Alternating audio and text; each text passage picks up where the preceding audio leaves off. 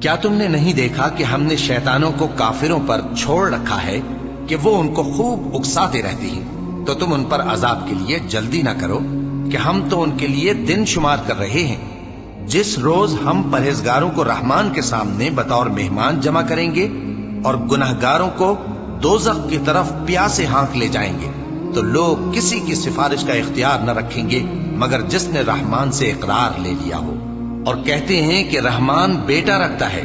ایسا کہنے والو، یہ تو تم بری بات زبان پر لاتے ہو۔ قریب ہے کہ اس جھوٹ سے آسمان پھٹ پڑے اور زمین شق ہو جائے اور پہاڑ پارا پارا ہو کر گر پڑے کہ انہوں نے رحمان کے لیے بیٹا تجویز کیا، اور رحمان کو شایع نہیں کہ کسی کو بیٹا بنائے۔ ہر شخص جو آسمانوں اور زمین میں ہے رحمان کے روبرو بطور بندہ ہی آئے گا۔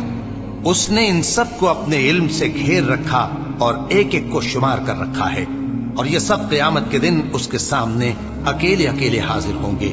اور جو لوگ ایمان لائے اور عمل نیک کیے، رحمان ان کی محبت مخلوقات کے دل میں پیدا کر دے گا۔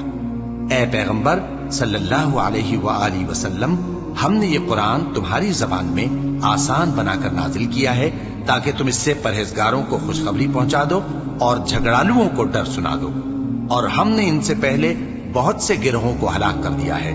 بھلا تم ان میں سے کسی کو دیکھتے ہو یا کہیں ان کی بھنک سنتے ہو؟